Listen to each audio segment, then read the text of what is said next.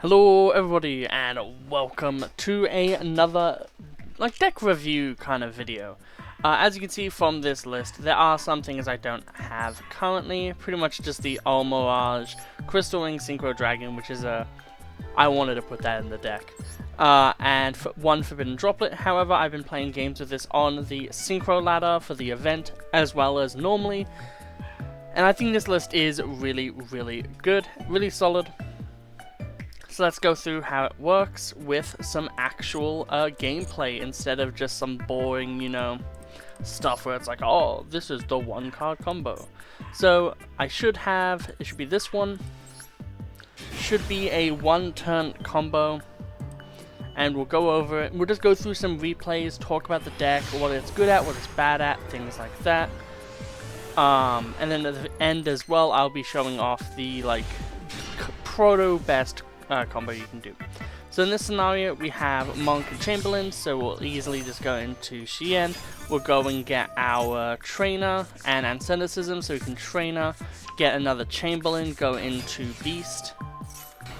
However, here we go into Kizan to go into Manadium bring back the Trainer, which, does its job.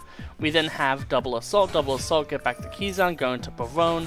So now we have Barone, and we have Beast, and we have our Lord Shien. In this scenario, we also have a Imperm and a Cold Bite. This is just a 3-card combo generally, or 2-card as well.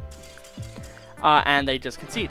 So that is the baseline combo you can kind of expect from this deck. We did get lucky getting the Kizan, because if you don't get Kizan, you end on just Beast and Lord with maybe, 3 other cards in hand.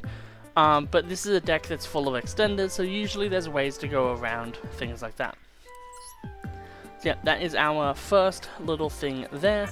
We are now going to go in order of just how many turns it took and kind of really show off what we're able to do here and what are the good cards, what are the bad cards, what are all the synergies, things like that. I think this is a lot better than just, whatever. So this time we opened Gateway. This is pretty much full-on combo. We can Primite Raw for a other copy. We're going to Primite load here. The reason why we do that is we check for Ash because we already have the Raw. So now we Gateway, we go for Raw, and now we get our Toon Warrior. This is extremely necessary because, as you can see from the rest of the hand, we don't even have anything that actually works. So yeah, we would be screwed otherwise. Kageki and the Warrior go into Shien because we want to be able to go into Nat Beast, and having Chamberlain on the field is the best for that.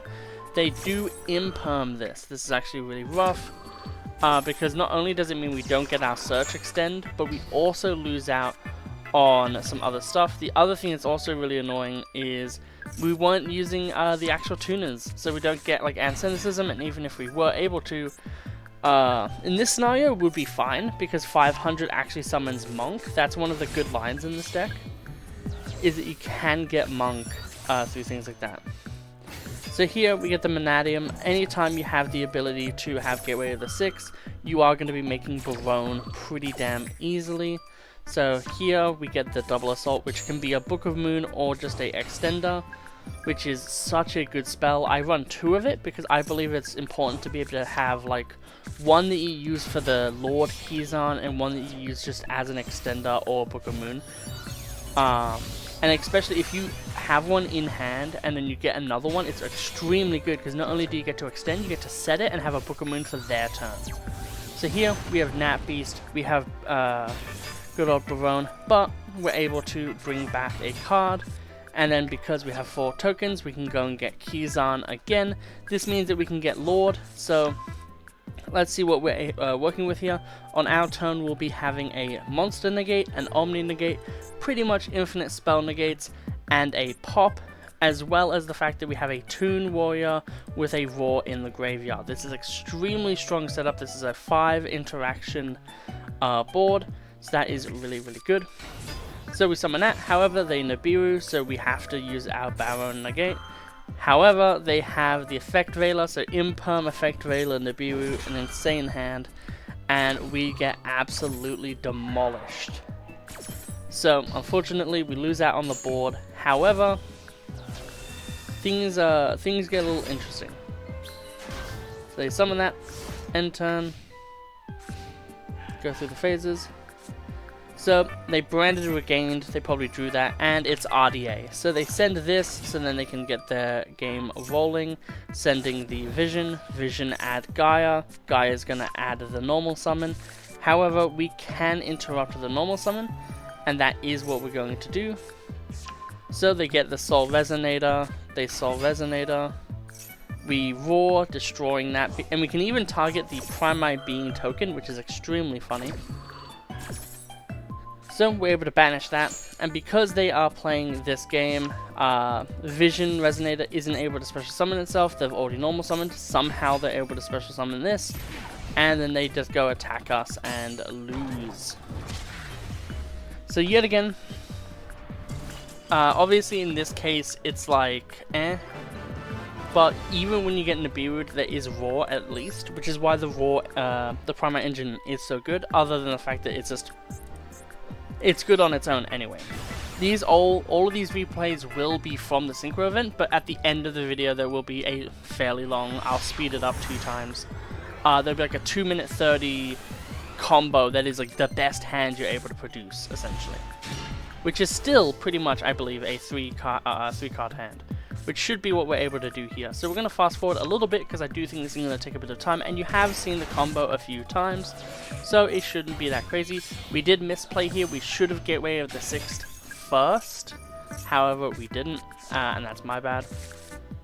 All it means is that at the end we have 1 less monster card in hand, which could come up, but we still do have 2, I will spoil. I believe this was before I crafted Nat Beast, because I've been slowly crafting this deck. I don't have much money to open a bunch of packs, so I've been just hoping that I've been able to get the cards.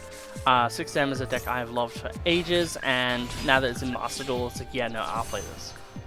Manadium, bring back the Trainer, go into the Keyzon, then we're able to go into Barone. The Manadium is such an amazing tech that I love so much, because it just allows you to extend in such cool ways. And now we're able to go to Keyzon Lord. I do believe that there is a way to have Barone, Beast, Shien, Keyzon, Apollosa format, and maybe that's it. But that's still a lot. That's still a lot. Yeah, so this is Sword Soul. We do have the level 1 Floodgate thing. This deck does beat Ryziel really well. Because it just shuts down the thing, and in the main deck list we are running Artifact Lancia, so we can have the potential to beat Malice as well, so this can actually beat the 2 meta threats of the game right now. This is the funniest thing, we roar targeting Chamberlain, they have to destroy it. We negate and destroy that, they only have 6s, they definitely don't have a 6 in the extra deck, so they have to concede. Pretty much just floodgating them out of the game. And now we should only have 2 left, so we'll go into these. This one is my favorite. This is just a game, so we're just going to go over just a game. And then at the very end we'll go over the actual deck list for the event I've been playing, and then for the actual proper deck list that you saw at the beginning of the video as well. So this one is a bit of a rough hand, but we can definitely get stuff done. Primate Roar, we're going to get Chamberlain, we Ash their Maxi, just because we want to actually be able to play the damn game. Anceticism, get Trainer, go into Shien, Trainer Effect, able to get double, but we can't do anything else, so it is just called by Book of Moon, and a spell negate. When they Centurion, we negate, they go into that, we try to Ash Maxi, they Ash, we cold by targeting the Ash, and then they Forbidden Droplet, sending the Centurion's quick play. So essentially we have Maxi online, and they are able to spin their wheels. As soon as they summon this level 8, we put it in defense position. I could have done it to this after effect resolved, however then they could have I just had the feeling that they would have been able to do something, so we didn't. They wanted to play under Maxi anyway, so it ended up working for us. And at this point we have full combo, so we Primite, bring back the Chamberlain, double Assault, bring back the Shien just in case we really need to use that. They summon that, make it a level 8. We Shien Smoke Signal. They drew into Hop Ear Squadron into a Barone on our turn. However, these are what are they called? Inherent summons, that's it. Inherent special summons, so they're not activating an effect to do that summon. So then we're able to Anishi, because we have the Lord, if they try to negate, we can negate their negate. And then we're able to add a 6th strike, bounce all of them with the Anishi, go into the battle phase. I love this card so much. Anytime it comes up, it is such a game-winning card. So, they Centurion, they summon the Lady. This time we do Book of Moon that one. We also summon a Kizan. Should have summoned it in attack position, but it's fine otherwise. At this point, when they go into this, we negate it and destroy it just because we don't want them to be able to extend too much. Then they can summon this. All they can do is attack into that, and then they promptly concede. So yet again, really fun match. Actually had a lot of back and forth. Actually able to spin our wheels on both sides, but we have the floodgate and we're going first. A lot of these games, I think we all go first on each one. However, this time we lost the coin flip and we get to go first. So our opponent is playing more of a going second strategy. And this is the last one that I'll be showing off, and then we'll be going back to the deck lists. So, this one is a lot more rough. All tuners.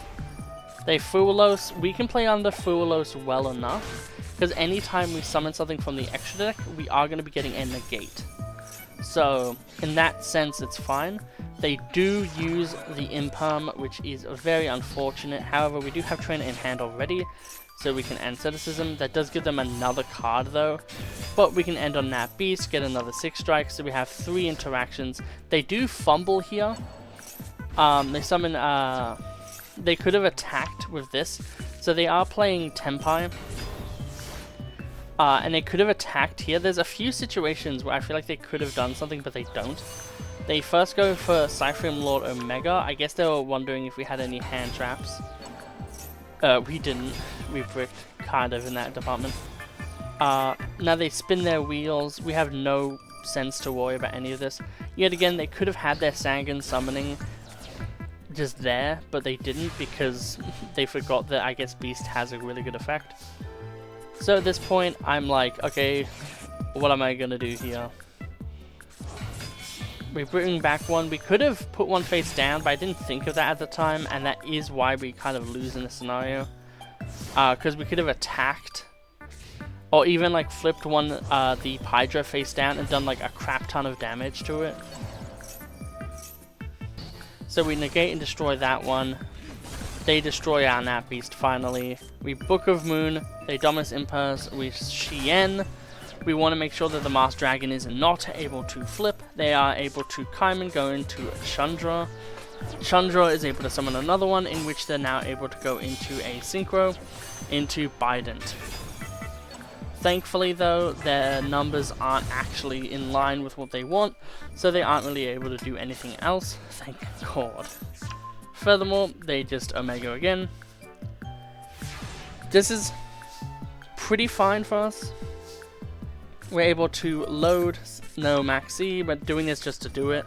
However, this is one of the things that's really sick, is we go into this, we do fuck up here, we're meant to go into Kizan, because load makes it so then you can't activate on summon effects or like things like that, like activated effects.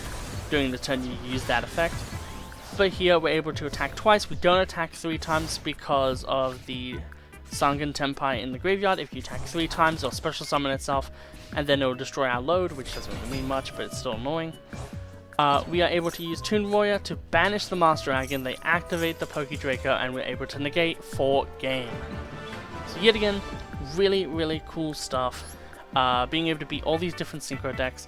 Yet again, those are just from Synchro, but as you can see as well, we have a lot of ranked duel shenanigans with this deck as well. It's really, really fun, and it does a lot of things well. I'm actually really proud of it. So for the Synchro Cup, this is the deck that we are running. It makes sense. It's pretty much just the Synchro lineup of the deck. So we don't have any Lanciers because there's no Malice in this format. Like just 2 Maxi, 3 Ash, cross out with the 2 Called By, and then we have Forbidden Droplet and Imperm as for our normals. We have 4 search spells, we have the good old Primite targets, and then we have the tuners, the normal summon, and the Kizan. We have the Gateway, and we have all the other shenanigans you'd think of. This deck is really, really simple, and I really like it for that. We then also have this version, which is the best version, essentially, of this deck. We do have the Lanciers as well. We do not have the cross out, but I think that will be fine. So 2 Maxi, which I would replace with a, like, you know, more Charmy package if, like, this gets banned, because I really hope it does, honestly. I hate this card. I hate Maxi so much. Ash Blossom and Imperm, just the normal stuff that you're used to at this point. And then we just have all the good stuff. It's literally just good stuff turbo. The good thing about running so many loads is because we can just Forbidden Droplet. We can, like, load, get raw, Forbidden Droplet, destroy 2, like send the raw and the load to the graveyard, negate 2 cards on the field, maybe even pitch a card from hand that we're not using, like maybe we're playing against, as you saw there, maybe we're playing, you know, good old Ryziel and we have a Lancier in hand, we don't need it, we can send 3, negate 3 on field, really strong stuff. And then yeah, obviously the Synchro lineup is pretty much the same. The only thing it isn't is the Crystal Ring Synchro Dragon. This is in case you have something like an Anishi that's already used its effect. You can bring back a good old Trainer and then go into a full-on negate, which is really, really good. The only other cards that are interesting is the Olmirage, because we can use Olmirage on either of these 2 normal summoned cards to be able to get their associated card, which is either a 6 strike, which is the double assault, or the Asceticism from the Monk. We have the good old Battle Shogun. A lot of the times, if you're going into this card, it feels terrible. Because it's almost no situations where it's like, ah, yes, we're fine because we went into that. Because if you, like, Primate Raw, go into Chamberlain, maybe, like, Kageki into a Kageki, and then you get your Kagekis into Battle Shogun, it still feels so bad. But there are a lot of situations where even just like being able to search a like Kizan twice can make a Manadium Triska go into a Baron de Flor just to help you build up a board, or even just set up an Apo with like 3 materials. So we also have a Barricade Borg blocker instead of a second Battle Shogun. This allows us to actually recycle either a gateway or a load depending on the situation that we find ourselves in. Furthermore, if you think that they do have a like Ghost Ogre and you really need your Gateway of the 6, like let's say you have like 16 tokens on it, you can just summon Barricade Borg blocker, and then they can't Ghost Bell this anymore. This is just immune to destruction, and you can just go plus 1 billion. It's actually really, really nice. Then obviously we have the IP and the SP, and at the end the Apollosa. This board is absolutely insane. We'll go into the actual best combo that I've been able to find, which is just a 3-card combo. Ignore the Trainer and the extra double assault. So that will be all for this video. Hope you all have an absolutely wonderful day. I'll see you next time.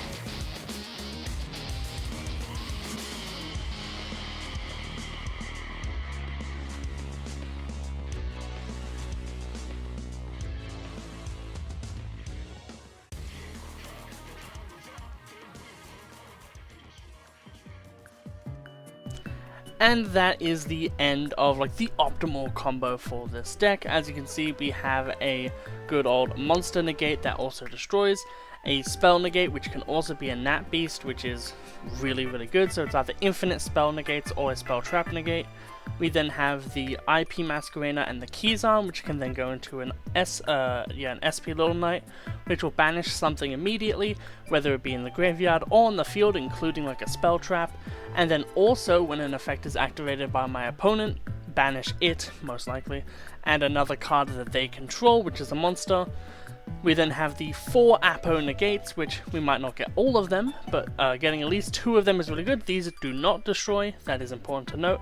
We also have the Keyzan, the Lord Keyzan Pop, which is also really good.